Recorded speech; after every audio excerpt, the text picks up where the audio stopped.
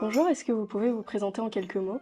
Je m'appelle Johan Lennart, je suis conseiller conjugal et familial et je sors de l'école Henri Lafontaine. En quoi consiste votre métier de conseiller conjugal et familial?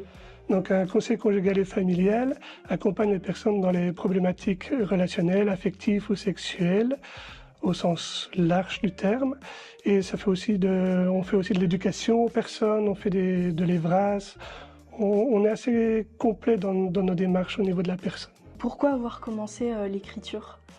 Alors l'écriture, pour moi, c'est vraiment une passion, c'est quelque chose qui me permet de m'évader, de me libérer.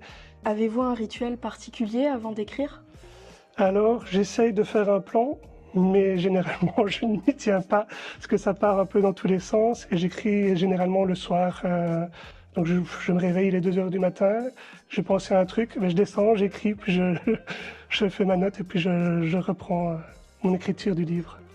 D'où vient votre inspiration?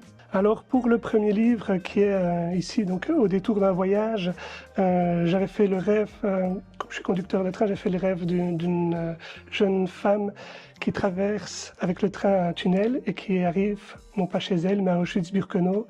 Et donc de là, j'ai pas pu faire autrement que faire mon devoir de mémoire. En ce qui concerne mon autre livre qui est Et si l'amour n'existe pas, c'est une théorie que j'ai fondée sur 20 ans de recherche parce que je m'intéresse au couple et à l'amour en général. Et donc, à force d'en parler avec les professeurs et avec mes collègues de classe, ils m'ont tout dit, il faut absolument que tu écrives le livre et que tu développes cette théorie parce qu'elle est unique. Et donc, je me suis lancé, comme j'avais déjà écrit un livre. Quel conseil donneriez-vous à quelqu'un qui débute dans l'écriture?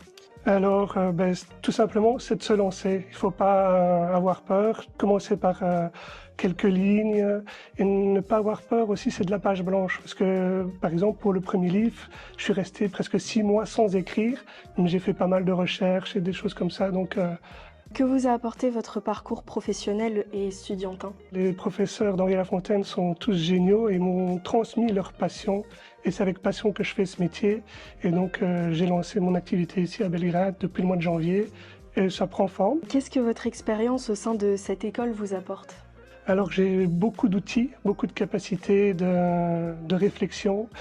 Et ce que j'aimais bien à Henri Lafontaine, c'est qu'on aborde différents courants psychologiques et donc ça donne un maximum d'outils pour pouvoir accompagner les personnes dans leurs problématiques, qu'elles soient affectives, relationnelles ou sexuelles. Est-ce que vous avez d'autres passions à part l'écriture? Alors j'ai la photographie qui me permet aussi de me libérer, j'adore capturer les instants.